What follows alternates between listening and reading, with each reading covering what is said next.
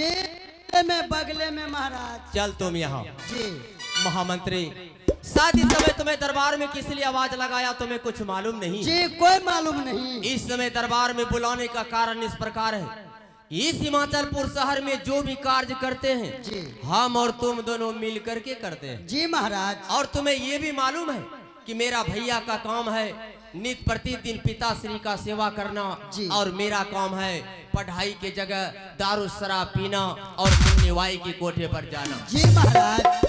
लेकिन मैं ये नहीं समझा कि किस हरामजादे ने दारू शराब की शिकायत मेरे पिताश्री और भैया के कदमों तक पहुंचाया। ओ तो क्या महाराज जी दारू शराब के शिकायत? हाँ महामंत्री। जी महाराज, दारू शराब के शिकायत हम नहीं किए हैं महाराज।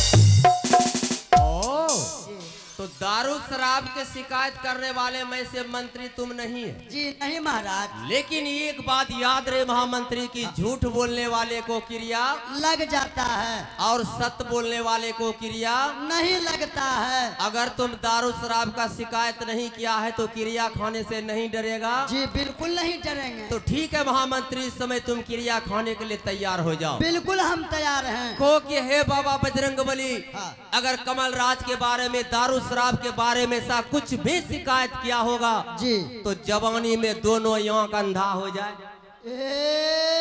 तोरा किस देखबा? अरे जब तुम शिकायत नहीं किया है तो तुम्हारा आंख खराब नहीं होगा। जी महाराज, बाबू ये आंख अंधा होने वाला क्रिया नहीं खाएंगे। और जवानी में अंधा होने वाला क्रिया नहीं खाएगा? जी नहीं महाराज। दूसरा क्रिया खाएगा? दूसरा तो मैं तुरंत खा लेब। ठीक है तैयार हो जाओ। जी बिल्कुल हम तैयार हैं। को कि हे माँ भगवती, कमल राज के बारे में दारू शराब के बारे में ऐसा कुछ भी शिकायत किया होगा तो दोनों हाथ में कुष्ठ रोग हो जाए। तोरे हाथों से खेबा।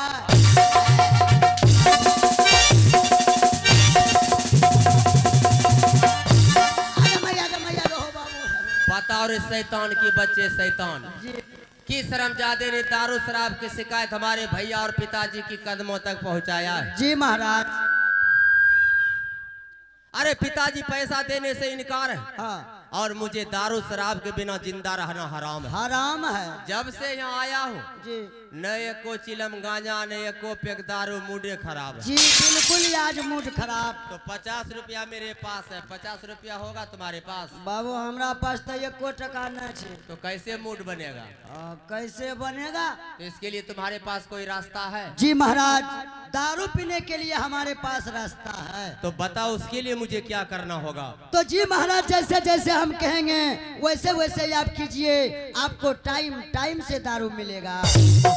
महामंत्री जी महाराज। दारू शराब के अगर मेरा प्राण भी तुम्हारे कदमों में निछावर करना पड़ जाए तो निछावर कर दूंगा। बात रखना कौन सी भारी बात है। तो जी महाराज ये आप ध्यान से सुनिए। चल बोल। अभी अभी आपके बड़े भाई दादाश्री के पास सेवा करने के लिए गया है। हाँ महामंत्री, इस समय मेरा भैया और मेरी भाभी पिताश्री की महल तक पिताश्री की सेवा करने के लिए गए हैं। जी जी महाराज, यहाँ से आप जाइए अपने पिताजी के पास। लगता है घोचू को दिमागे न तोरा दिमाग से चले छिए। दिमाग में भूसा भर गया है। तोरा दिमाग में गुद्दा भरी गला। अरे जब पिताजी पैसा नहीं देता है, बार बार पिताजी के पास भेजता, वहाँ जाकर घंटा डोलाएंगे। घंटा के हेलो, घंटा के नहीं डोलियो। तब जाएंगे क्या करने के लिए? घंटा खाली ही लियो। हाँ ओ बाबू रे तोरा तोरा।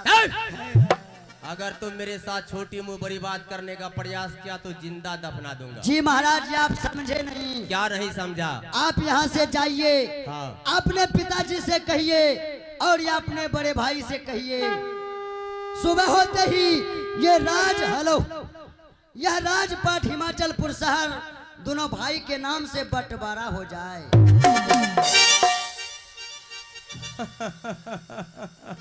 अरे मंत्री जी महाराज।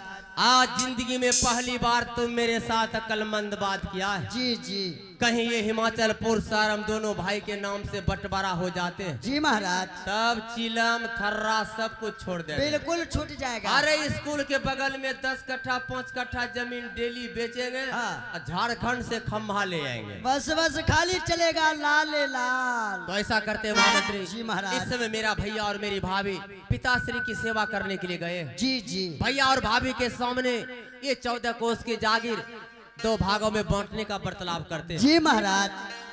तो तुम जा सकते हो। तो ठीक है महाराज, आप जाइए, हम भी जा रहे हैं। जा सकते हो।